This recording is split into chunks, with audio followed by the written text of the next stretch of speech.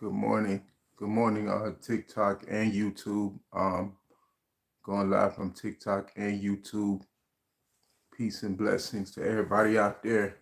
Just came on here just to drop some knowledge, drop a nugget. The whole goal is to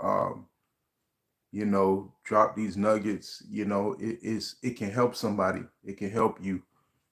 So share this live if you feel know someone that can use a word, use a prophetic word, use some encouragement, some gain some insight. On this journey we gotta gain insight. And the thing is, sometimes we go through things and we fail to gain insight. So what happens is we begin repeating the cycle. So if you ever find yourself in a season where you constantly going through the same things, you constantly meeting the same kind of friends, you constantly, encountering the same type of people, you're constantly in the same type of relationships, and it's so profound because, I met this young lady years ago, in church, in ministry, and she just always seemed to find herself with abusive men. And I told her, I say, listen, like at this point, you keep becoming a victim, and really the source of the problem is it's not the men that you're engaging with. The problem is you. Like, what are you attracting? There's something inside of you that's putting you in a position where you constantly with these type of people. So, you got to stop being a victim sometimes, and you got to take that full accountability and say, hey, man, I got to look at myself. Like, there's something wrong with my strategy, right? So sometimes it's not even you, it's your strategy, it's your approach to certain things that's putting you in that position. And we don't see it. All we see is, oh, somebody hurt me, or this happened to me, or this occurred, this took place.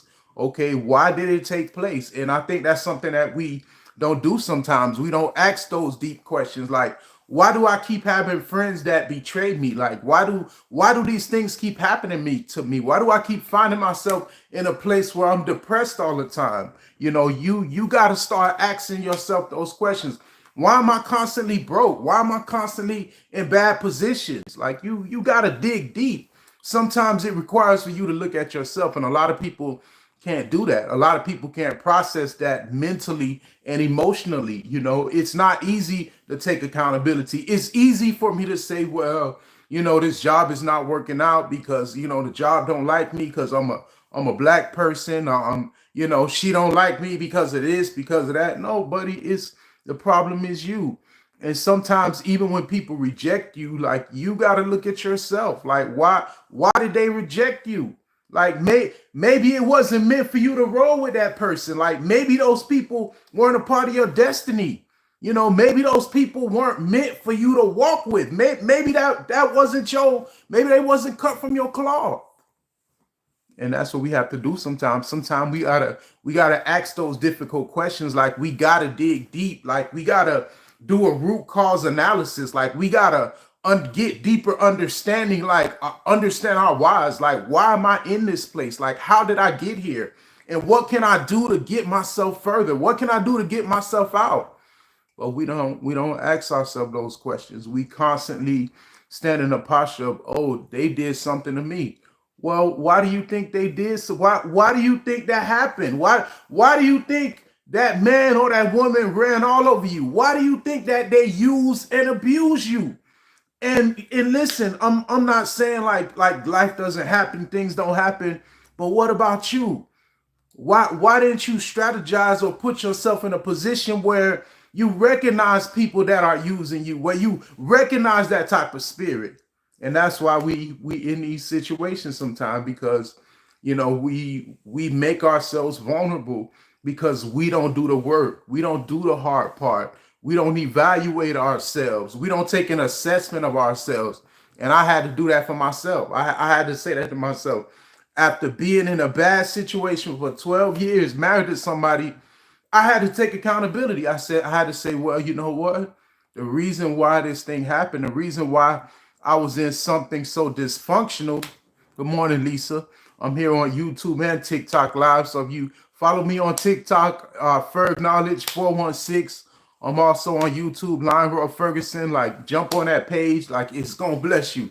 But again, I had to ask myself those questions, and in the end, when I broke everything down, when I started peeling back the onion, I was like, man, the problem was me. Like, the problem was me. Like, I entered into a situation with a certain level of vulnerability. I entered into a situation with a certain level of ignorance. I entered into a situation with a certain mind frame that was detrimental to myself. So as much as I say, oh, I spent like 12 years in a narcissistic relationship with a narcissistic woman, I had to say, hey, I had to learn after all those years that the reason why I was stuck in it was because there was work that I had to do. I'm gonna let that sit on you right there. The reason why I was stuck with the narcissist, and listen, I went through all the research, I did all the legwork, learning about narcissism, and also learning that, hey, that I was an empathetic person. And listen, it's fine to be an empathetic person. That's fine. But listen, you can't be no sleep empath. You gotta be a woke empath. Like, your eyes gotta be open. I was a sleep empath. I was an empath that was sleep. And like, I had a mindset that, hey, if I loved you, I loved you. I gave my all, I gave my everything. But I had to learn, like, you don't give your pearl to swine. You don't give that out to everybody. You know what I'm saying? You gotta guard your heart. You gotta protect yourself. Like, you can't just go around here giving your best to everybody like that. That's dangerous. You can put yourself in a very vulnerable situation if you start pouring and loving into everybody. Why?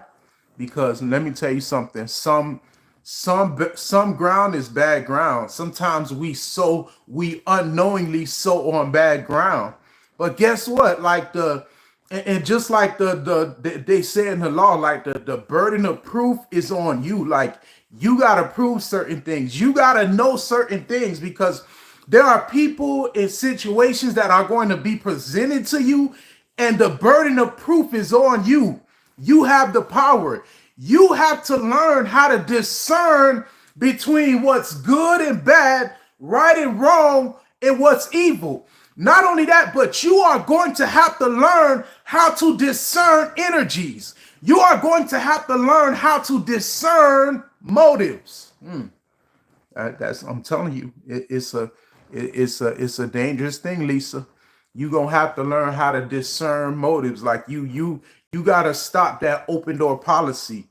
Why? Because you got some spiritual stuff. You got people, you got demons attached to people that know and understand your destiny, and know and understand where you are going spiritually. And their job is to railroad you. That's some real talk. That's some real talk. Like, you, Lisa, that's just some real stuff. Like, you gonna have to know. And I've learned on my journey, like, there were people that I met to this day, and I was like, man, I thought they were this person. I thought they were sent from God. And let me tell you something, like darkness don't present itself as darkness, because if it presents itself as darkness, you'll go the other way. And that's not the plan. That's not what they want. So darkness presents itself as light. It presents itself as love. It presents itself as opportunity. And that's why when you deal with that narcissistic spirit, it is going to come love bomb you, because it does not want you to look into the soul of the thing. It does not want to allow you to look at the root of where it's coming from, or its modus operandi. So it comes at first in a certain format. But baby, best believe that when you dealing with that narcissistic spirit, baby, that mask gonna start to come off. Baby, when that mask start to come off, it's gonna scare you, it's gonna scar you, it's gonna traumatize you, it's gonna set you back, it's gonna pull you out of your destiny, it's gonna put you in a jail called depression. It's going to put you in mental pain and anguish. It's going to make you lose your mind. It's going to make you lose your mind. How I know? Because I've been there and I've done that. I've been there and I've done that. And I said to myself, I was like, wow, after all this time, like I saw some red flags, but I never really, I saw the complete writing on the wall. And guess what? It happened because like I did not learn how to judge fruit. And it's simple things that we overlook because when we're engaging with people, we have vulnerability. Like when we're engaging with people, we want certain things to happen and we're looking for certain things to happen. We want to be loved. We want to have somebody. We want to do certain things. We want to go somewhere. So we're looking for these things. But baby, let me tell you something. The devil wears Prada. That's some real stuff. That's some real stuff because that devil, that person, they came beautiful. They look good. They look good. It sounded good. Somebody on YouTube say you can't hear me. Can you hear me on YouTube? But yeah, they look good. It sounded good. The stuff that they were saying, the things that they did for me. But what I didn't realize was that like this person was a destiny killer. Like, you know, as much as I thought it was a beautiful thing, and I walked down the aisle with this person, you know, they were destiny killers. Like they were sent to railroad my destiny. And that's something that we got to be mindful of, you know what I'm saying, as we're navigating this realm, as we're navigating our destiny and our journey. You got to understand that certain things and certain people become destiny killers. Like they're destiny killers. Like they come to take away from what God already put on the inside of you. Okay, I'm glad you can hear me now, Lisa. But yeah, but you know, they've been sent on assignment because they want to pull away from your destiny. They want to put you in a certain mind frame. They want to shift you out of the gift of God. They want to shift you out of the oil that he put inside of you. They want to shift you away from your light. And you got to be mindful of destiny killers. And it's so profound because I was reading in Matthew chapter 2, right? So in Matthew chapter 2, it gives an account of King Herod. So when the Messiah was born, like the wise men came looking for the Messiah because they knew, like they searched the scriptures and they saw the sign and they was like, hey, like the Messiah is being born in this area. And here come King Herod. My God, let me tell you something, a little bit about King Herod. King Herod was appointed over God's people by the Roman Empire. So King Herod was an imposter. And let me tell you something about King Herod. King Herod tried to win the Jewish people by building up the temple. Listen, but he was very insecure because he put a hit out on the Messiah. He knew the Messiah was being born, and his whole modus operandi and agenda was kill a Messiah because he didn't want someone being raised up that would take his place. This joker was completely insecure. And listen, that's what you'll deal with a lot of times with destiny killers. Listen, sometimes destiny killers are in leadership. You got to be careful. So King Herod put the hit out to kill the Messiah. And he told the wise men, he said, hey, when you find him, come back and let me know. But the wise men knew. The wise men knew his heart. The wise men knew that King Herod was an insecure king, that he was power hungry, that, listen, he was going to whack whatever was a threat to his throne. And that's what you got to realize sometimes. Like sometimes you meet people who are very insecure. Sometimes you meet people who are in a mode where they got to be the king, where they got to be in control, where they have to be on top, where they have to have all the attention, where they have to have all the glory. And listen, anyone who becomes a threat to them, they will go into an elimination mode. Anybody who they can't control, they will tell lies on. They will try to destroy them. And listen, let me tell you something. All the years that I spent in ministry, I done ran into some King Herods. I done ran into some controlling people. Let me tell you something. It's dangerous to be around people that want control. It's dangerous to be around people that want to usurp power and have power. It's a dangerous thing. It's a dangerous thing to be around people who operate in the spirit of competition. Let me tell you something. Whenever you see people, listen to what I'm saying out here, social media. Whenever you see people that are constantly in competition with you or with other people, there's a very big caveat. You better beware, because the spirit behind that is a destiny killer. Be careful. Be careful of that competing spirit. And listen, there's nothing wrong with camaraderie. Well, hey, I'm striving to do this. You're striving to do that. We help each other. But let me tell you something. That spirit of jealousy, some people in your family, some people at your job cannot handle it. Listen, some people will intentionally try to sabotage you. They'll intentionally start smear campaigns. Why? Because it's that same spirit that was on King Herod.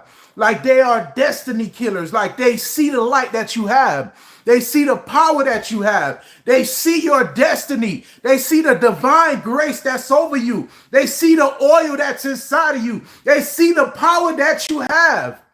And baby, they can't live with it. And listen, I saw that in my own family. Like back in 2002, 2003, like God gifted me with a gift.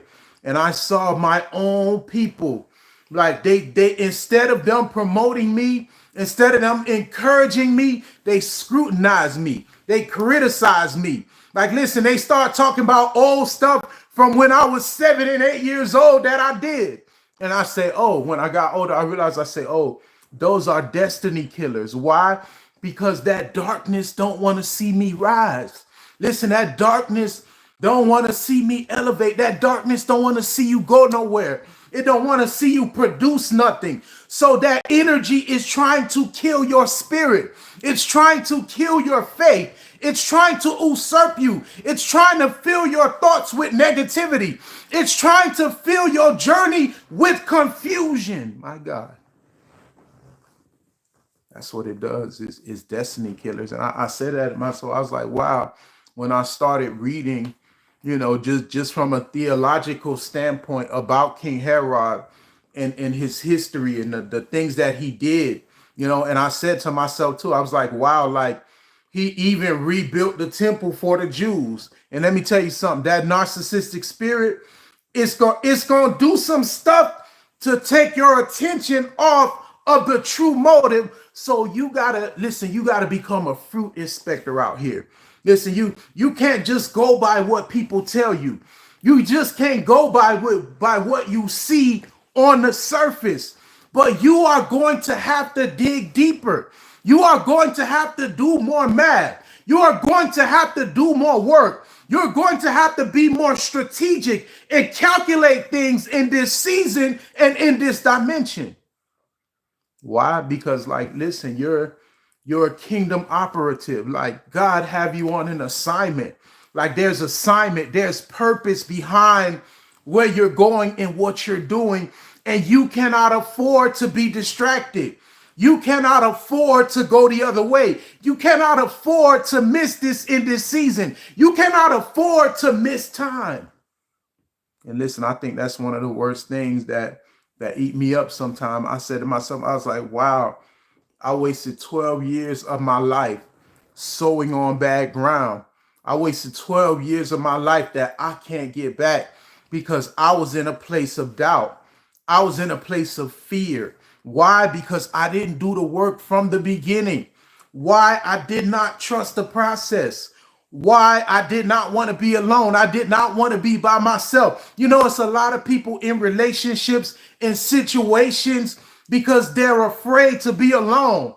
They're afraid to walk away. They're afraid to see what the next step is. You got people that stayed in abusive relationships that eventually lost their life because they were afraid to be by themselves. They were afraid to lose what was comfortable. They were afraid to walk away. They were afraid of the unknown. Sometimes fear of the unknown will keep you a prisoner. Listen, that's what the children of Israel struggle with. After they came out of the land of Egypt and they like, okay, we here in the wilderness. We don't see nothing. I don't see nothing tangible. I don't see no cows. I don't see no water. I don't see nothing for me to drink. I don't see no recreation. I don't see no markets. I don't see it. Sometimes you got to step into the wilderness where you don't see anything, but all you have is your faith and your strength, and you got to keep pushing. You got to keep going. You got to keep walking. And let me tell you something. When you get stripped down to the point where there's nothing, you going to walk by faith. You going to keep pushing. You going to keep running until something appears. You going to keep pushing until something happens. Why? Because Egypt going to beat you down so much. King Herod and those spirits going to run you so down to the ground. Sometimes God allow you to be in bad situations. Sometimes God allows you to be with that abusive man or that abusive woman or that person that hurt you. Sometimes that hurt was necessary because that hurt is causing you to shift into your destiny. But baby, don't stay in it. Oh, that's the worst thing you can do. Listen, you can't stay in that abuse. You can't stay in that hurt. You can't stay in that mind frame. Listen, I had to realize something. Even though I dealt with somebody narcissistic for years, I couldn't stay there. But you know what? In the aftermath, in the trauma, it did so much to me mentally to the point where I found myself for years struggling with depression. I found myself for years doubting myself, doubting my ability, like losing my spirituality, losing my prayer life, like my gifts started shutting down. Like I love to write. I stopped writing. I love to read. I stopped reading. I stopped seeking knowledge. But I was stuck in a place of depression. Why? Because that destiny killer, it had power. Let me tell you something. Those destiny killers, they have power over you. It's taking power over you. Listen, it's drawing the life force out of you. And listen, the only way to get restoration is through your divine connection and relationship with the Most High. Let me tell you something. Coming out of these narcissistic and abusive relationships, and I think now we're in a place now where even clinical people are realizing, like, they're becoming awoken to this. They call it a personality. I call it a spirit. I call it something demonic. Because listen, how can you be so evil as to manipulate somebody with an agenda and have no love and have no loyalty and have no empathy? How can you operate that way? Why? It's easy, because they sold their soul. They have no conscience. Their conscience is seared. Like they're reprobated. Like, listen, those narcissistic people, they're reprobate. Everything that they're showing you is all an external act. It's all for something for you to see on the outside so that you don't figure out who they truly are. But beloved, let me tell you something. These jokers right here, they are destiny killers. They want to kill your destiny. And I realized something, like, after I got out of that situation, like, my life started becoming restored. Like, and let me tell you something, when I was on that journey, and what I'm saying, the gift of God was working in my life, I was going somewhere. I had movement. Just like I said, my readings and my writings, like, I'm a straight writer. Like, all of my abilities, like, they were just kind of choked up. Like, and I found myself constantly in an emotional battle with somebody. And let me tell you something, if you ever find yourself in an emotional battle sometime, you got to step out of that. Because there's something going on internally and spiritually inside of you that you got to check. And that's something I had to learn how to do in this season. Like, when my emotions start rising up, I had to check that thing. I had to take a self-check. Like, are you self-aware of yourself? And that's the thing. We don't like to do that type of work. And listen, when I start checking myself, I realized that I was still holding some anger and some of the aftermath and trauma of the things that I had been through. And I was taking that energy and directing it on the inside. And then my emotions would be stirred and I would be triggered. And now I got a bad day. Now I'm not focused. Now my mind is on somewhere else. Instead of me thinking victory and strategy, I'm thinking negative thoughts. I'm thinking negativity. So I had to realize, like, listen, I cannot let this energy consume me, but I got to work on myself. Like, I had to start doing self-help things. I had to start encouraging myself. I had to start speaking myself to myself because I realized like that trauma was running so deep that it was affecting other areas of my life. And let me tell you something. Let me tell you something about what the scripture says. The scripture says this. It says, out of your belly shall flow. So you got to realize something, that you cannot allow the stuff from the outside to impact what's on the inside. It's going to flow out of you. It's going to flow out of your spirit, man. It's a flow. It's a posture that you get into. It's a dimension that you begin to tap into. And see, that's what them people around you and them demons don't want you to do. They don't want you to tap into the light. They don't want you to tap into the power. They don't want you to tap into what's on the inside. Because if you start tapping into what's on the inside, some problems going to start working out. That gift of wisdom that's inside of you, that gift of knowledge, that discernment is going to start kicking in. You're going to start recognizing those demons. You're going to start recognizing that witchcraft and all of those distractions. You're going to recognize that the enemy sent that as an emotional distraction. And sometimes if he can get us emotionally, he can get us mentally and spiritually. Maybe that's what that scripture says. The scripture say you wrestle not against flesh and blood. Baby, at your job, that's a demon trying to distract you from the purpose. That's a spirit trying to pull you away, trying to take your energy away. Why? Because he already put the power of what you need to build greatness on the inside. It's already inside of you. That's scripture. That's why the scripture tell you that, listen, the weapons of warfare are not carnal, but they are mighty through God, even down to the pulling down of strongholds. Sometimes you are fighting against strongholds. That's some real stuff. Baby, sometimes you're fighting strongholds. Sometimes you're fighting generational curses. Sometimes you're in areas where you're fighting territorial spirits that may look like racism. And let me tell you something. Your anger, your emotions, and your reactions ain't gonna break nothing. But baby, it's your power to pull down strongholds. It's your power to recognize those spirits. Let me tell you something about the devil. The devil don't like to be exposed. And sometimes all you got to do is call that spirit out. All you got to do is keep silence and begin to pray about that thing and pull that thing down and understand that it is your opposition and it's standing there looking at you in the face. Because baby, it don't want you to tear these walls down. Listen, it don't want you to shift into greatness. It don't want you to be promoted. It don't want you to cause the glory to be revealed. It don't want you to cause the blessing to be invoked and revealed. So that's what it do. That's what those spirits do.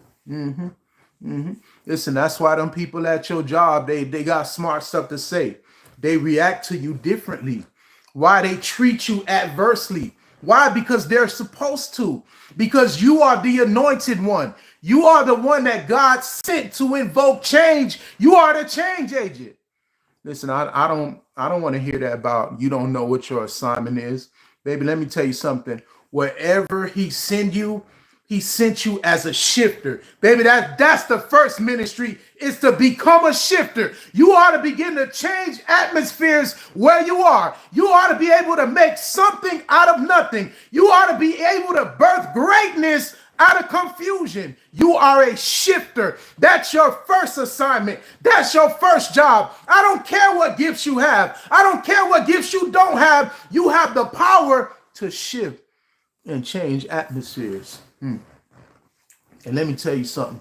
If you start leading with that mindset that, hey, I'm going to shift this atmosphere, baby, listen, like your thoughts going to begin to come into alignment. Your behaviors and your actions are going to begin to come into alignment. You're going to change perspectives. And that's the problem sometimes. Sometimes we have a bad perspective. We're thinking about the negative outcomes.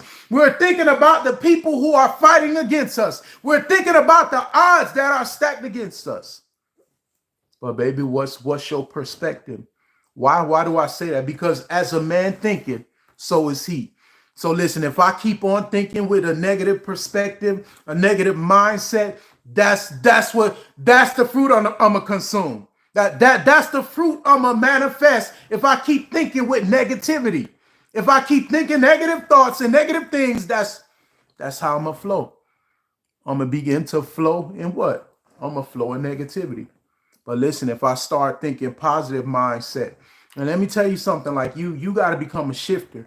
Like, and that's what I've made up in my mind to become where I am, because wherever you are there for a purpose. There's a purpose behind why you are there. It didn't happen by happenstance, but there's a purpose as to why you are there. Like, there are some lessons that you need to learn. There are some impartations that even the environment that you are in that need to be released to you.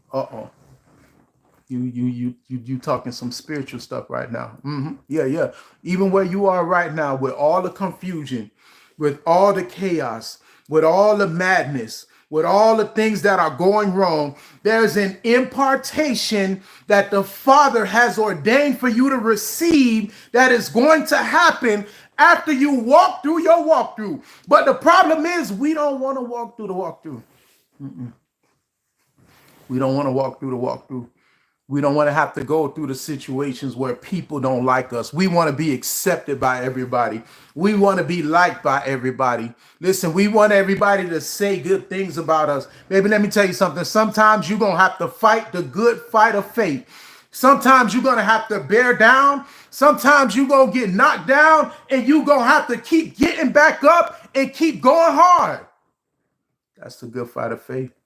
I'm telling you, like, your faith journey, your destiny, baby, it is a good fight of faith. It's a good fight of faith. You're going to have to fight your way through this thing. You're going to have to press your way through this thing. Let me tell you something. Nothing good comes easy. It's not going to come easy. And I recognize this on my journey, that it ain't always going to come easy. It's not always going to be handed to me. Sometimes you got to suffer a little bit. But let me tell you something. When you go through those seasons of suffering, when you go through those seasons of challenges, and you gain insight and you learn, it strengthens you. So guess what? At this leg of the journey where I am, the next steps ain't hard. It's not hard. Why? Because I've been down this journey. I've been through some of these battles. Like, even recently, I had to change it from 2 states. I went from Florida to Georgia to South Carolina. And guess what? It was overwhelming at first. But guess what? By the time I had done it the second time, I'm like, hey, I can get up and go anywhere. But because I didn't have that experience, I didn't go through that. I was like, man, I don't know. This is scary. I'm moving to another state. I ain't got no family out here. And you know, those are some of the things that I struggle with. But I realized something, like, listen, I don't need family. Like, sometimes you're gonna have to go into situations where you're not gonna have the things that you think you need. And sometimes the things that you think you need are crutches that are crippling your faith, that are crippling your strength. Because I realized when I stepped away from family, when I stepped away from what was familiar, it caused me to get certain things in order. My God, let me tell you something. When I stepped out of what was familiar around all the family and everything else, it made me step my game up, because I know I'm out here by myself, and there's certain things that I got to have in order.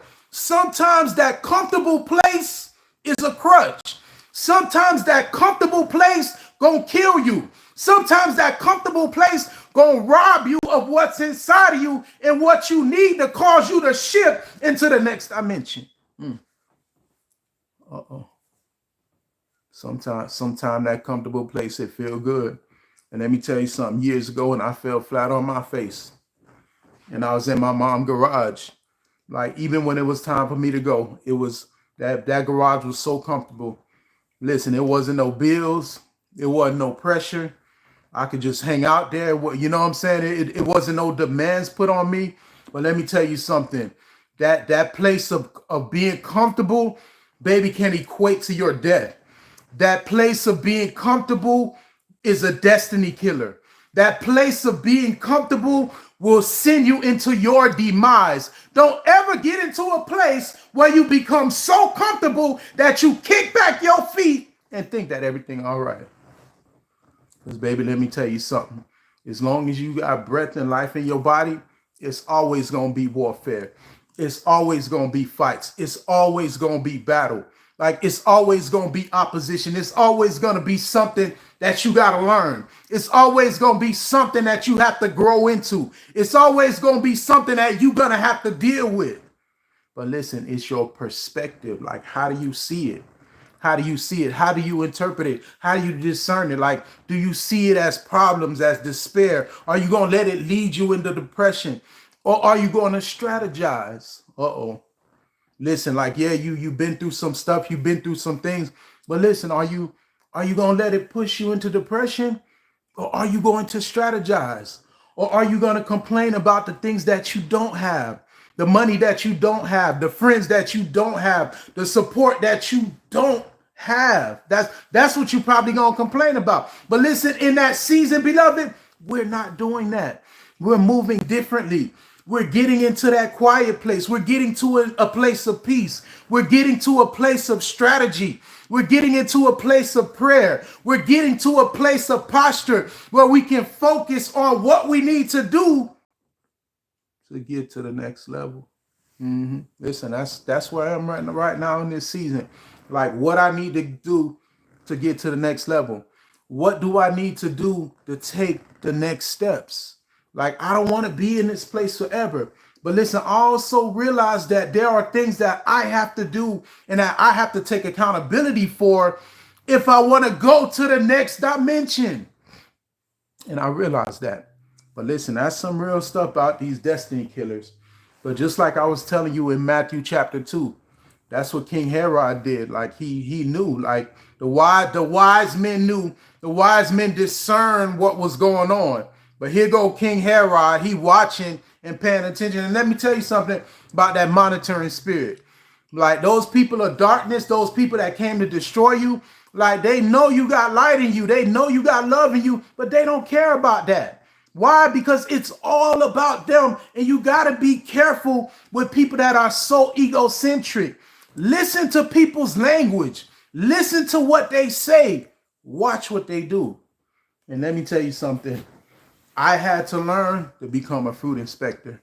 All right, because let me tell you something. The mouth can say anything. Folks will say anything out of their mouth. But let me tell you something. It's something about somebody's fruit. And this gonna help a lot of y'all out. Like, stop listening to what people say. All these little people in your DM and that's reaching out to you. They reaching out to you because they got a vision for you, because they have an agenda and they want something.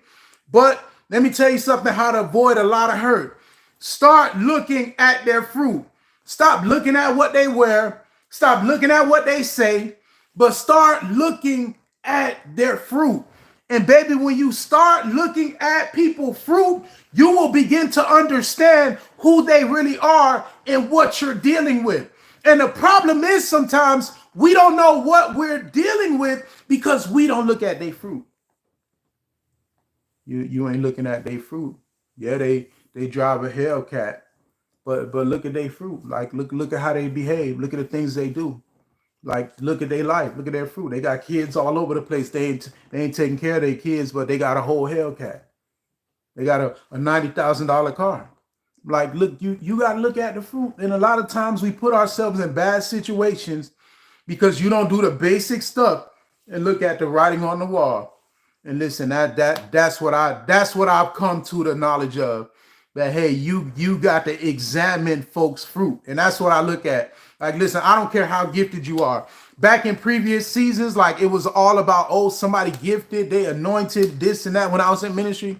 But now, because of some of them jokers be wolves in sheep clothing, oh baby, I want to see what your fruit look like. I know you got a gift. I know you could preach, you could prophesy, you could speak, you could dress, you got a nice car, but baby, what do your fruit look like? And let me tell you something. When I was dealing with some of them Atlanta folks, some of them Atlanta preachers, I had one joker tell me, he told me in so many words, like, you gotta drive a certain car to preach in my church. And listen, I chucked the deuces of that fool. I say, man, if you're so gone in material things, you're a reprobated person. You a twisted person. If it's all about material stuff, it's you a twisted person. And listen, I'm not one to advocate poverty. I believe poverty is a spirit, but at the same time, if you basing everything off of what I drive, I'm like, man, this stuff out here done bewitched you. And that's the thing. Sometimes you dealing with people that have been bewitched. They've been bewitched. They've been so indoctrinated with certain things. And that's what racism is. It's like you've been indoctrinated so deeply to have certain beliefs and perceptions that you really believe that dark skin or light skin, no, baby, that don't mean nothing. I don't care what color you are. I don't care what type of flag you have or what you represent. What I care about is your fruit and your character. That's what I'm looking at. I'm looking at your character. I'm looking at your fruit. But listen, some of these folks out here, they've been so indoctrinated. Listen, when people have been so indoctrinated, that means they have been bewitched. And let me tell you something. It can happen, believe it or not. It happens to us. Like sometimes people say and project certain type of energy so much, and it's so redundant, it's so repetitive that you'll begin to believe it. All right, let me tell you something. I was dealing with this guy, straight gaslighter, and I realized through the discerning of spirits what he used to do to try to get me to believe certain things. So what he'll do is he'll pull 5% of what seems to be the truth, and he'll keep repeating it over and over and over and over again. And I said to myself, I said, oh, that's witchcraft. So what he's doing is he's gaslighting something. He's taking a small issue that don't have merit, that don't have data, that don't have documentation, that don't bear witness to nothing. He'll take a small piece of truth that you could verify on the surface, and he'll keep repeating it over and over and over again till you start buying into it. And I said to myself, I say, look at this demon. I say, look at this warlock operating witchcraft. You trying to do witchcraft for me. You keep on repeating the same thing over and over. So listen, that's demonic. And it's people that do that type of stuff. That's some real talk. It's people that do that. Listen, some of y'all mama was like that with y'all daddy. I know because I see it in my own walk. Listen, they'll go to the child and repeat the same thing over. Oh, your daddy this, your daddy that. Listen, be careful of what you receive from people. Like, listen, just because somebody say something to me, don't mean I receive it. Be careful what you receive from people, because I've seen it even in ministry. Somebody don't like somebody, so they'll start saying stuff. And listen, words become power. Listen, words become power. Words can activate. Words can turn into emotion. Words can turn into energy. And that's why narcissists use gaslighting, because their whole agenda is to paint a narrative. So they start saying words, repeating things, regurgitating lies, and twisting the truth because they want you to buy into their politics. They want you to buy into their agenda. And listen, they'll do stuff like that to people like me and you who are unsuspecting. Like they'll take some little stuff and twist it. Oh, well, he's crazy. Oh, well, he does this. Like them jokers will lie on you. And I'm telling you, they'll lie because they're looking for you to have a reaction. They want you to become emotional. That's why, let me tell you something. Anytime you're dealing with a spirit of people that's trying to provoke you, that's trying to treat you a certain way, don't ever get in your emotions. That means instant defeat. The minute you get in your emotions, the minute you become reactive, baby, that is instant defeat. We got to get into a season where we're not reacting to things. Listen, when things happen or catch up off guard, we got to implement strategy. We got to implement a divine approach. We got to implement a strategic approach. That's why I got you frustrated. And listen, sometimes it's nothing wrong. Sometimes you got to change the approach. And it's nothing wrong with that. Listen, that's just the journey. Like on the journey, you're going to have to make adjustments and some readjustments. Why? Because listen, that's a part of it. Sometimes things are not going to go how you plan. Why? Because God has his own plan. He has his own strategy.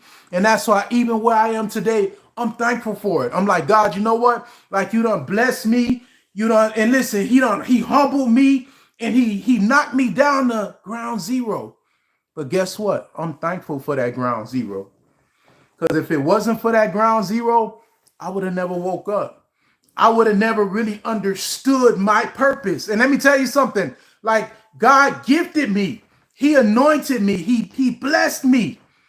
But if it wasn't for the fall, I wouldn't understand what my purpose is. And I can tell you now, after 20 something years, and let me tell you something, when I started my journey as a believer, and little background about me, like, you know, I kind of grew up in church, and like all my family is preachers. Like, you know, all of my uncles were preachers. Like my great grandparents, like they were preachers, you know, and I ran from it for a long time, and I was like, man, this not for me. Because sometimes when you're familiar with something, it breeds contempt. That's the book of Proverbs. Familiarity breeds contempt. Sometimes we get so familiar with something that it becomes common. And listen, sometimes that's not the case. Sometimes there's beauty that you're overlooking, but because you see it repetitively and redundantly, you're only focused on the bad stuff. Perspective. But again, you know, I was, you know, all of it kind of runs in my family. So, you know, I kind of ran from this thing. I ran from it at several points in my life. I ran from it. I'm like, man, I don't want to have nothing to do with ministry. I don't want to have nothing to do with church. But baby, let me tell you something. When God puts something inside of you, that it's gonna find you. It's gonna come knock at your door. And I can tell you that years ago, you know, even my grandmother, like she prophesied certain things to me. She was like, you know what? Like God is gonna use you. And you know, let me tell you something about them, those old school folk, them praying folk. Like it's one thing about grandma, like she ain't have a whole lot of money, but you know, she can get a prayer through. She couldn't write you no check, but she could get a prayer through. And let me tell you something, a lot of things that she spoke to me over 20 years ago on her deathbed before she died, I'm seeing them come to pass. But let me tell you something, like I'm so glad for my journey. And sometimes you don't even realize it. Sometimes like God will allow you to be on a hiatus because he's giving you time. He's giving you grace. He's allowing you a time where you can wake up, where you can regroup, where you can come to revelation, where you can come to understanding.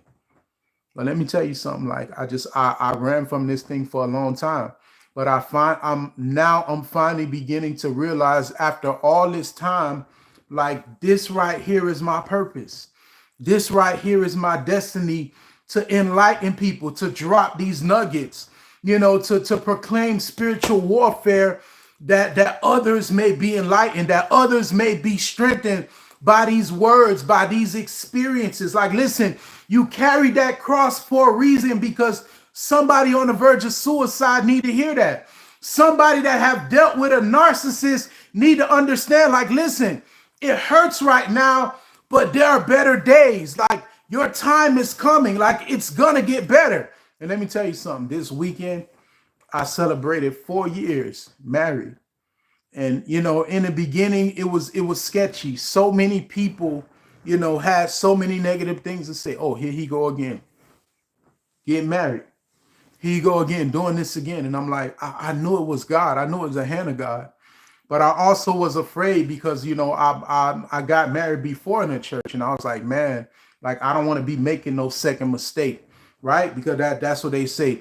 If you fool me one time, shame on you. You fool me two times, shame on me. I was like, Lord, I don't want no shame on me.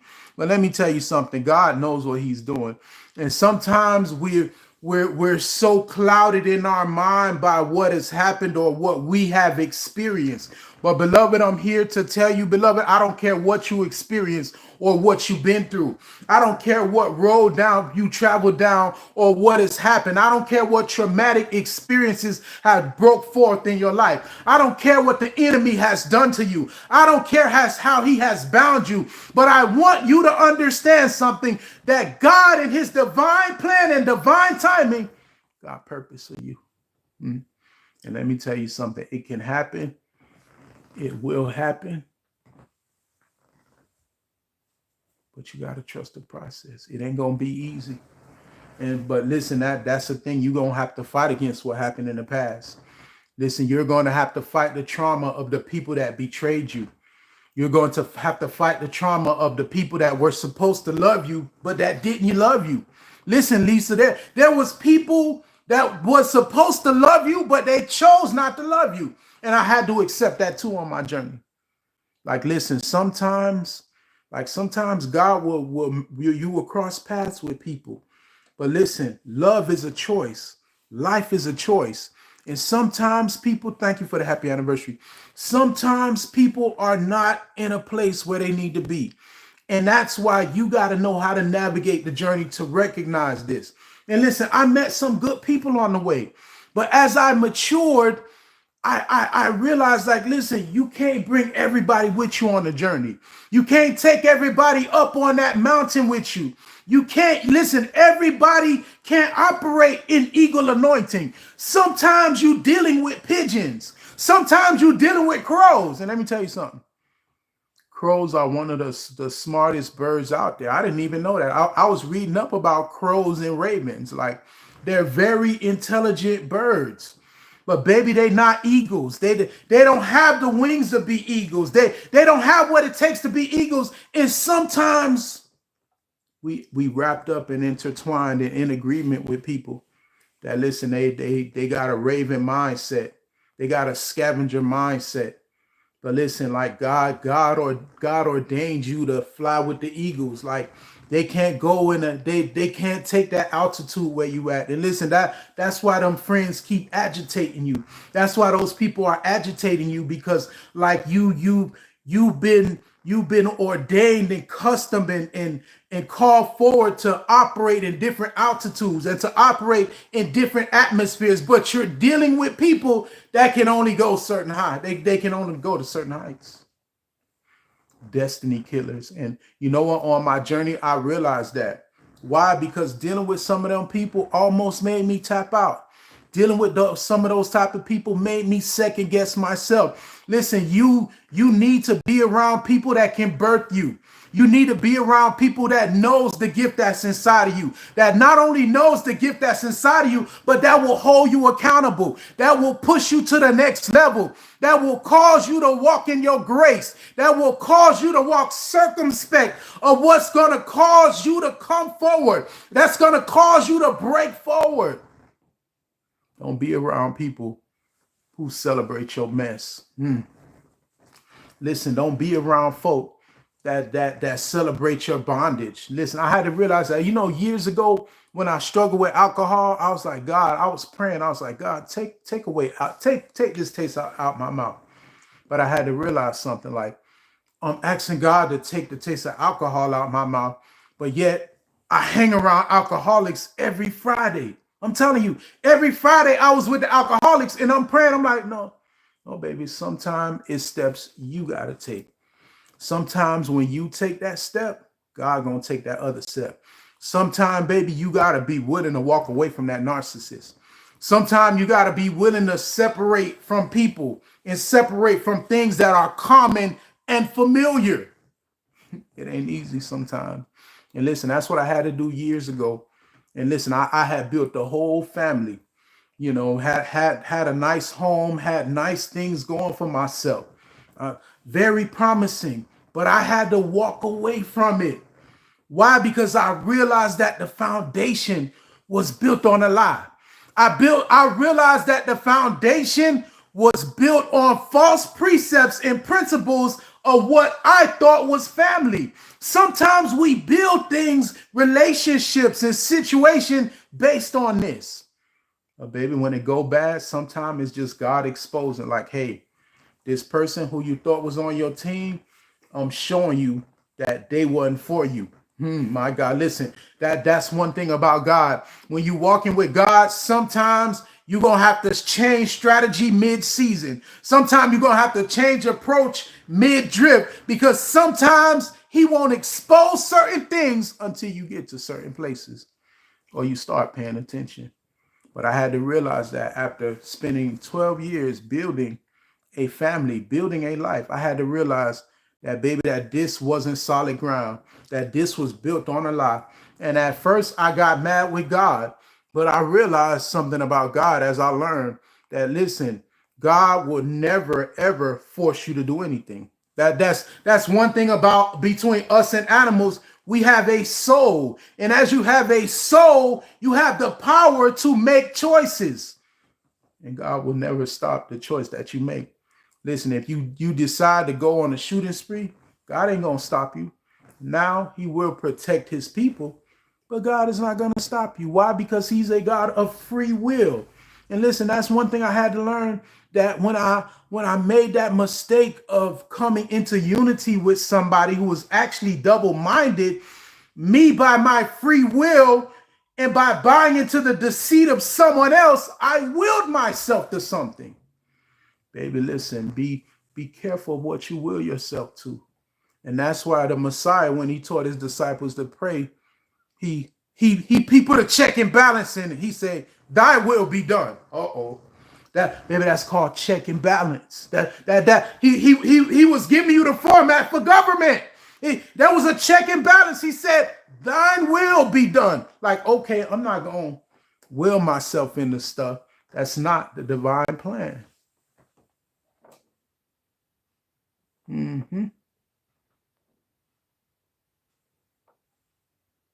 Hold on, I gotta.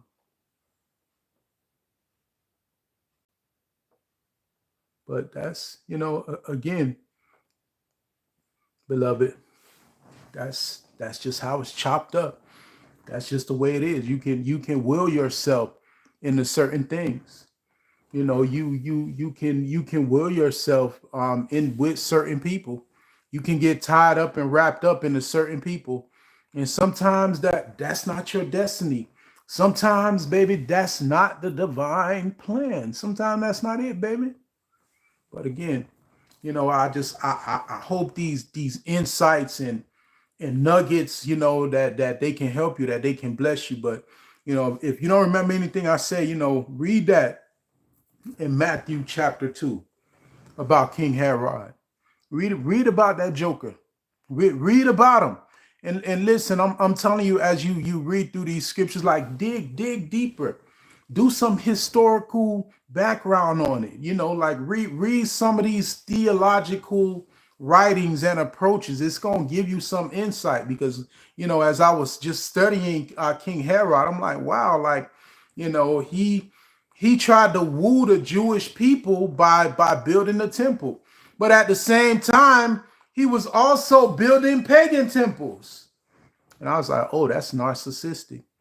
Listen, that's just what them demons do. They gonna be in front of your face, showing you what they think is good to you, to try to impress you, because they have a hidden agenda. Listen, why not be honest about what you want? Why not be honest about your expectations? Why? Because people like that, they can't, because they want to maintain control. So they can't be honest. They can't be forward. They can't be direct. They can't be truthful. They can't be that way. And people like you and me, find ourselves engaging with people like this. And it becomes dangerous. It becomes dangerous, Lisa. It becomes detrimental to our destiny. It puts us in a place called compromise. Oh my God. Let me tell you something about the place called compromise. Sometimes it ain't even about you out here doing stuff, but it's the fact, Lisa, that you are compromising your values, that you are compromising your virtues, that you are bending, twisting, and stretching for certain things, and you ought to be in a straightforward posture. Come on, sometimes we compromise because we want to like somebody. Sometimes we compromise because we don't want to rock the boat. Baby, let me tell you something. Sometimes that compromise is worse than the very sin. Sometimes that compromise can destroy you. And listen, that's what I did in a previous situation. I compromised. I was like, well, she's not as prayerful as me. And so I'm going to give her a break. Oh, that's when I opened the door to that devil. Sitting up there compromising. And let me tell you something. It will happen so subtly. I was sitting up there compromising. Maybe compromise is a dangerous thing. Just like, let me tell you about these two dangerous things: comfortable and compromise. Those are destiny killers. Don't get comfortable and do not compromise. Do not compromise your values. Do not say, oh, well, no. And that's just what I did. I was like, it put me in a place where I wasn't holding my partner accountable. And guess what? That's what my partner wanted. My partner at that time did not want to be held accountable. Why? Because they had a hidden agenda. Like they didn't want to align or conform with the vision that God gave me. So guess what? God allowed things to happen and to manifest for me to figure it out. And that's what's happening with some of y'all. Like, God is allowing things to begin to manifest, Lisa, so that you can figure it out and make the right decision. Listen, it's happening for a reason. Like, the relationship is going bad for a reason. And sometimes we get upset, sometimes we get hurt, sometimes we get worried. Baby, let that stuff go. And that's what my grandma used to say. She used to be like, let go and let God. It's not easy.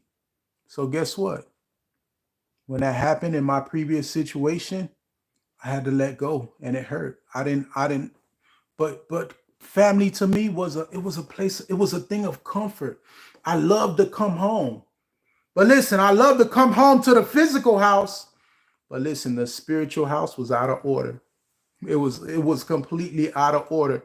But why? Because I compromised so much, I was willing to accept someone that did not reciprocate love. Dysfunction. Listen, don't stay in that foolishness. If that person really loved themselves and they really love you, they're going to make the sacrifices that are needed to make the relationship work. They're going to do what they need to do to keep you happy, to keep balance, to keep love, to keep things going, if they love you. But that's the problem. Did they really love you? Or was there an agenda? Or did we come together because we messed around and had some kids? Or did we come together because it was convenient, it worked? Something I've been seeing out here, these lavender marriages. Like, what I'm saying? It ain't sacred no more.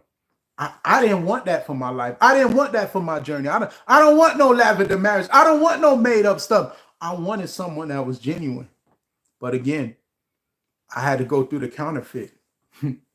Let me tell you something. A lot of times when you're a kingdom operative, when you are a kingdom operative. When you are a kingdom operative out here, before the real thing comes, the counterfeit gonna manifest itself.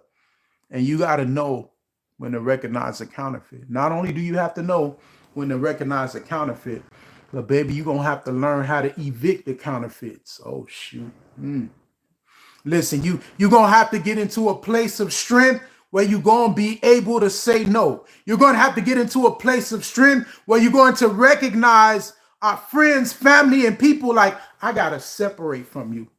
Because I can't waste my time on the drama. That's all they do is call you with drama. That's all they do is call you with back and forth. Ain't no positive conversation. Ain't no positive energy. It's always about who did what, who said what. I said that to my wife about some of her friends years ago. I say, babe, when these jokers call you, I say, I never hear no business plan. I never hear no strategies. It's always talking about the same person. It's always keeping up gossip. And I'm like, I don't like the fruit. Where's the fruit in this relationship? Listen, ask yourself that. Where's the fruit in this relationship? What am I getting out of this? What am I giving into this? Like, where's the fruit of it? And you wonder why things ain't happening. You wondering why doors ain't opening. You wonder why things are not shifting. You wondering why you got a headache. You wondering why you're not encouraged. Baby, you better check your appetite. Some of y'all, the problem is your appetite. Listen, I done lost 70 pounds, and I realized that, listen, it wasn't even my eating. It was the strategic way that I was eating. Sometimes you gotta change how you move. Uh-oh. I don't want to start preaching on here. And I realized that. So listen, when I lost 70 pounds, I realized something. Listen, that it wasn't, and I don't even really eat much different. I just had to change my relationship with food. I just had to change my strategy with eating and food. And that's what it took. So when I changed my strategy and my relationship with food, my body started to change. You need to change your strategy, your attitude, your connections, and your relationships if you want to see growth. I'm gonna say that again. So right now I'm about in probably maybe two. I'm talking in between like 218, 220 something. Before I was 303. Why? Because, and listen, it wasn't that I was eating so much then. It was I had to change my strategy. I had to change my approach with food. Like I had a bad relationship with food. And listen, it wasn't that I overate. Baby, it was a strategy. And that's the problem with some of y'all. It's not that you're not gifted, anointed, or that business ain't in you. Baby, you need the strategy. And sometimes the strategy is going to come through your suffering. Sometimes the strategy is going to come through you bumping your head up against the wall. Sometimes the strategy is going to birth after you failed a couple times, after you hit the floor, after you had to been humbled, after you've lost a little bit. Sometimes those blessings are in the lesson. But let me tell you something. It took a business failing for me to realize it. It took me failing in some business ventures to realize that, baby, if you want to go far, you're gonna need a team. You're gonna need a good team. So listen, I had to learn if you want to build sustainable business, you got to separate family people. You got to stop trying to save people. You got to stop trying to bring people in who you trying to carry on. Some of y'all are trying to carry people on the journey. You ain't Captain Sable. Who you trying to save? Listen, them same people who you trying to save gonna cause you to drown. Why? Because you're playing with compromise. You over here toying with compromise. And listen, as you toying with compromise, it's weakening you. Listen, it's weakening the power. It's weakening the authority. It's weakening your spirituality. It's weakening your stance. It's weakening your mindset. It's weakening your unified front. Why? Because you compromise. And I'm gonna tell you why you compromise. I'm gonna go a little deep right now. I'm gonna tell you why you compromise.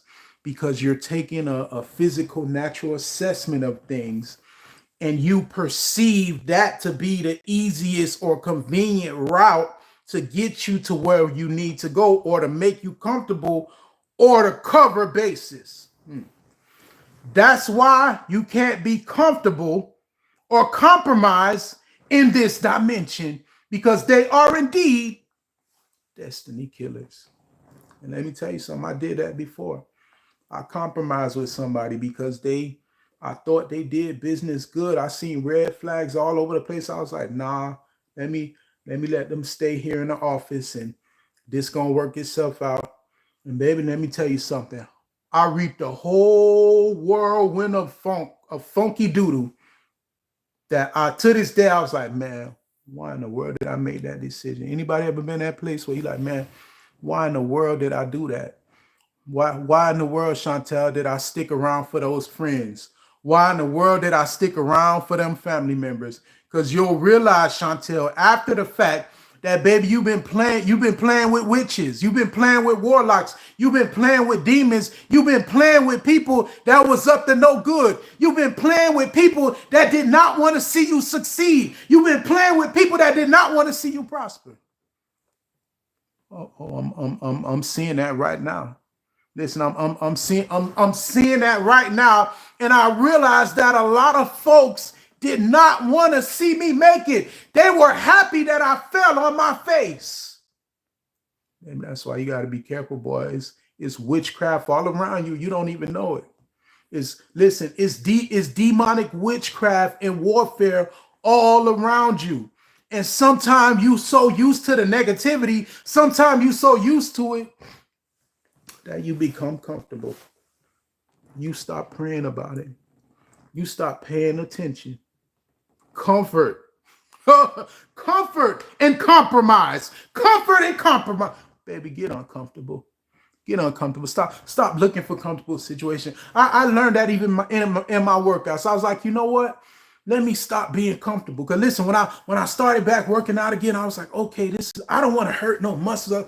And then the Holy Spirit just kicked in my spirit like, hey, you want to see some changes in your body? Start doing the stuff that's uncomfortable. You want to see some changes? Start stepping out and beating yourself up a little bit. Start stepping out and doing the uncomfortable thing. Start pushing yourself a little bit. Start fighting a little bit more. And baby, let me tell you something. When I start doing that, instant changes. It changes in my body. Why? Because it ain't good to be comfortable, Miss Dorsey. It's not good. It's not good to be comfortable. A comfortable place is a dangerous place. Because let me tell you something. When you're in that place of comfort, you can't use those internal virtues. When you're in that place of comfort, you can't use your spiritual compass. You can't use your spiritual navigation tools. You can't use the power that's inside of you. You can't use the vision that's inside of you when you're comfortable. Some of us in Comfort Street, some of us on Compromise Street. But baby, let me tell you something. When you become uncomfortable, that's why I believe God allows us to get sick and tired. Listen, I got sick and tired of church. I got sick and tired of playing with church people. And that's why God put me here. But listen, I had to navigate that journey and realize that, hey, God didn't ordain for you to do ministry within the four walls. And listen, then I started thinking, I'm like, even in the Old Testament, the scripture records like when they started church, it was in no mega building. Maybe sometime this mind and what we see and experience will be with us. And ultimately, it will take you in a place called compromise or even comfort. But baby, that's a dangerous thing, compromise. Listen, sometimes we compromise our values. Sometimes we compromise our feelings. Sometimes we compromise our belief. Sometimes we make special provisions for certain things and for certain people. Well, been there, done that. Listen, I did that for one of my exes. I compromised. I made excuses. I gave them a crutch. And listen, that's the worst thing you could do. Listen, the best thing for me, I'm looking for friends and people that will hold me accountable. Because beloved, when you hold me accountable, you're putting a demand on me. When you hold me accountable, you're calling me into a dimension. When you hold people accountable, it can become a clarion call where you're calling them into alignment. Because baby, let me tell you something. When you start getting into alignment, that's when you become dangerous. Oh my God, we gonna walk a little deep today, baby. When you step into alignment, you become dangerous. When your heart is guarded and you're in that spiritual place where God can deal with you, where He can show you things, where you're not frustrated, where you're not distracted, you become dangerous because now you're moving with divine strategy. Now, guess what? Now, that's what the Messiah said. He said, listen, now I can move how he said I can move. Because what he said, he said, where does it come from? Where does it come from now? Oh, he said, out of your belly, out of your spirit, out of the inside. But you're looking for everything else on the outside. Uh-oh. Well, to make things better, I need more cars. I need more trucks. I need more vehicles. I need more money to make things better. Oh, is that what God said? God ain't tell you that. God told you need a bigger budget. He he might have told you that, but what I read was, guess what? How do I make things better? He said, out of your belly shall flow rivers of living water. Maybe he already put the resource inside of you, and that's the problem. You're steady tapping into external dimensions to make things better. But baby, you got to tap into the internal dimension. Baby, there's a divine strategy for what you're dealing with right now. There's a divine anointing. There is a divine movement. There's a divine appointment that can speak volumes to whatever mess you in, whatever stuff you're trying to straighten out or figure out. Baby, God got the strategy. And listen, it's sometimes it's gonna come in. Sometimes Lisa, it's gonna come in tidbits. Sometimes it's gonna come in small ounces of strategy. Am I lying to you, Lisa? Sometimes, Lisa, it come in strategy. And let me tell you something, Lisa. That was so profound as to what's taking place in your life and your ministry. And let me tell you something. Sometime the enemy will try to convince you that it's doomed. Baby, it's never doomed. Did God say it's doomed? God didn't say it was doomed. So if God didn't say it doomed, it's doomed. I don't care what you got to say. If God didn't reveal to me that it was over, I'm not going to act like it's over. I'm not going to act like I'm defeated. I'm not going to act like a door can't open. I'm not going to act like there are not possibilities. I'm not going to act like I can't get a promotion. I'm not going to act like my business can't open. What did God really say? Oh, he said you don't have enough money. No, he said out of your belly. He said out of your belly shall flow rivers of living water.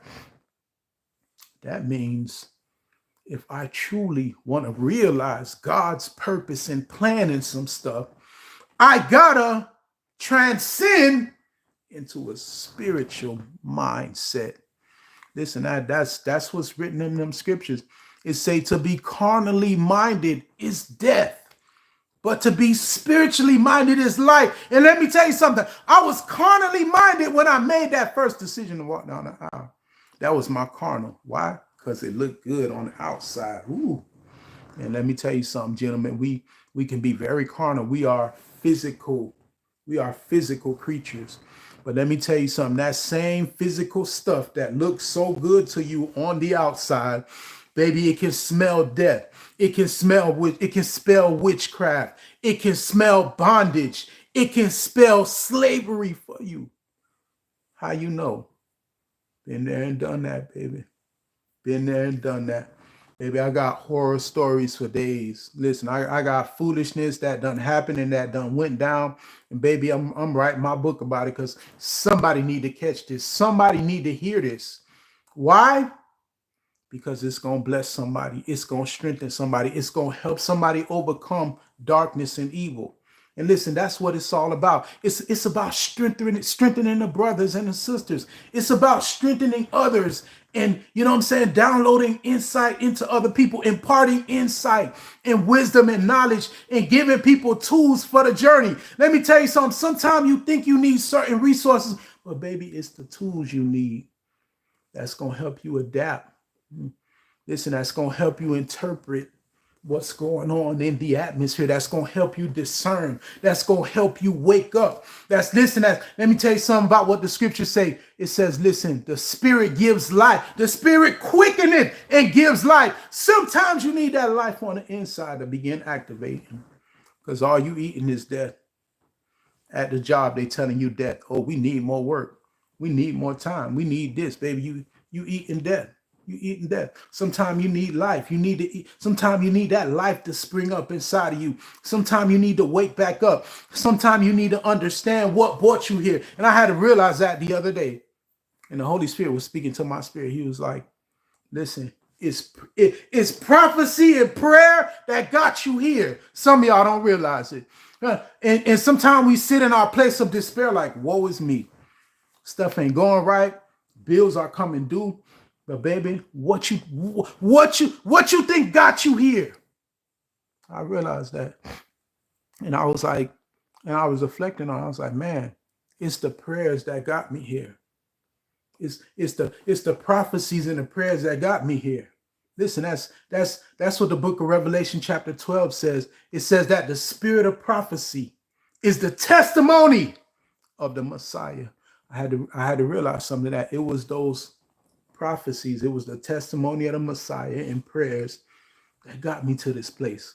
But baby, let me tell you something. Some of y'all don't have a faith problem. You got a memory problem, because you get in the mix and the cares of everything else that life is throwing at you, and you get distracted. In this season, I ain't gonna be distracted no more. In this season, I'm determined. In this season, I don't want to fall again. I refuse to fall.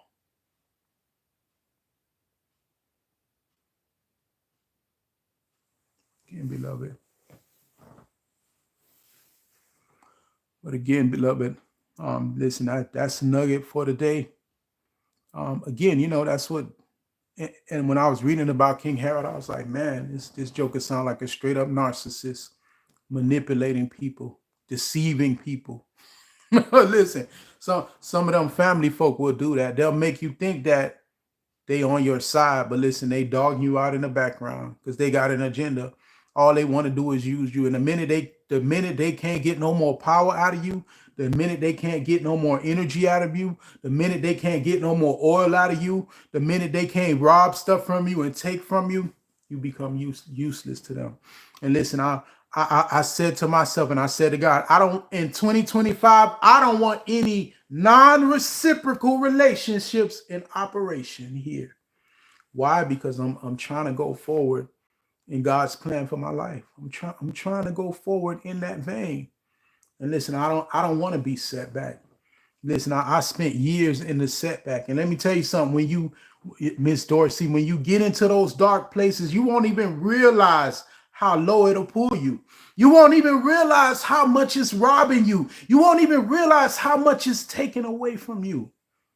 And then you'll wake up and realize, like, man, like I left behind what got me to where I am. Listen, I left behind what brought me into this place. I left it behind. I forgot about the basics. I forgot about the roots. Listen, I forgot about them days when my grandmother was praying. I would tell her, Grandma, pray for me.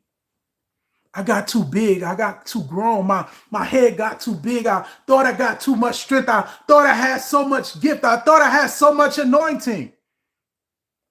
Baby, you better humble yourself in this season. And listen, some of y'all know me as confident as I can be. I'm learning to humble myself in this season. I'm learning to humble myself in this season because I'm seeing some stuff. I'm seeing some stuff. But I realized something, that it's not about what I see, but I got to get back to the roots of what got me here. Listen, let me tell you something. Years ago, when a prophetic mantle fell on my life, like this was back in 2002. Like I was praying. I was in prayer mode like 24/7. Like the minute you open the doors of the church, I was in the church. And let me tell you something. When I was in that posture, things were happening. Like, that's when I caught the prophetic mantle in my life. That's what changed my life. And I can even tell you, like, even years before that, like even my grandmother and even people I didn't know, they was like, man, you got a prophetic anointing over your life.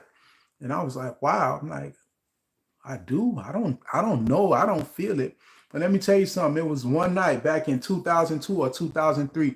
I had an encounter that changed my life, that changed me spiritually. I had an encounter that night. But let me tell you something. Before that, Grandma was prophesying to me about that. She was telling me about that stuff. Why? Because Grandma was in a mode and a posture where she didn't care about nothing else but God first. And I said, hey, man, I got to get back in that place where prayer matters most. I got to get back in a place where my spirituality matters the most, man. That's where I need to be. That's what got me here. Let me tell you something. That's what got me here. That's what got me where I was in Florida. That's what got me back here where I'm living now. That's what got me back into the house. It's those prayers. It's that prayer life. It's that humbling. It's that seeking God. And I was like, man, like I gotta get back in that place. But Lisa, we don't realize it sometimes that life and things we go through pull us away. It's pulling us away. It's not only, and let me tell you something, it's not that it's pulling you away. The effect behind it is it's bewitching your mind. It's putting you in a mind frame. It's drawing you into carnality. It's pulling you away from spirituality. Why? To be carnally minded is death. And listen, that's what happened the first time I got bamboozled. That's what happened the first time. I was caught up in flesh and carnal.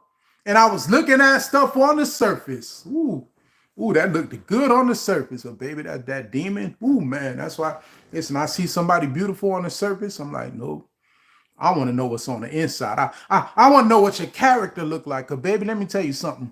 That first time I made that mistake on the surface, it was immaculate and impeccable. I was like, ooh, I found the one. Baby, listen, you mess around and you be laying with that devil for a long time. And you've been lost your mind. You've been lost your mind and lost your stuff. And now they over here calling you crazy. Now they over here calling you the bad guy. Listen, be careful. Be careful what you see on the surface. Don't let nobody fool you with no surface stuff. Get off the surface. Why? Because deep calleth unto deep. Deep calleth unto deep. Get out the surface. That's why I can't fool with certain jokers. Listen, certain jokers, I don't even talk to them like that. Why? Because deep calleth unto deep. Listen, iron sharpens iron. Some of these jokers out here y'all dealing with straight plastic. Deep calleth unto deep. Listen, we want to go into altitudes and dimensions where eagles are. Anybody ever seen the eagle? How they penetrate atmospheres, how they gain momentum, how they get power when they see they prey on the ground from miles away. They have a vision. They can see things before they happen. Maybe I'm trying to operate like the eagle.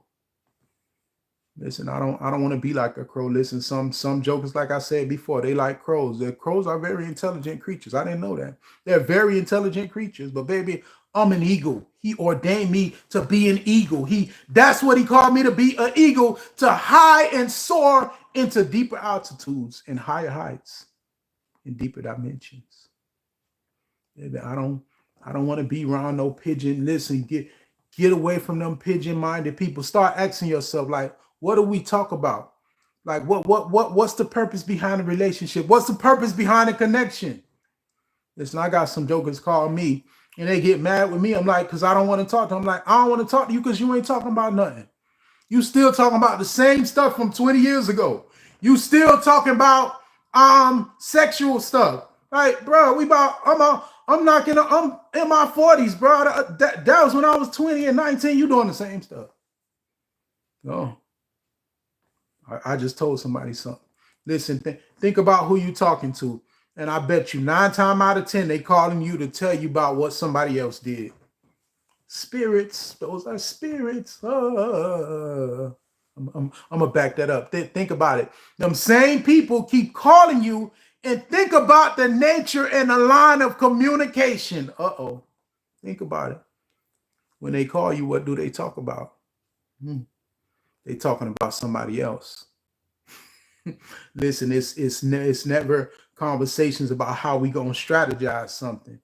And see, that's how I learn to hold people accountable. Because if you're gonna be my friend, I'm gonna tell you the truth. I'm gonna tell you some stuff. And listen, once you start saying that, well, okay, I realize that's your problem, but what strategic approach are we gonna take? Oh no, I'm just calling you to vent. No, listen, don't be calling me to vent. I'm not sure you need to go find you a therapist, because I don't want venting.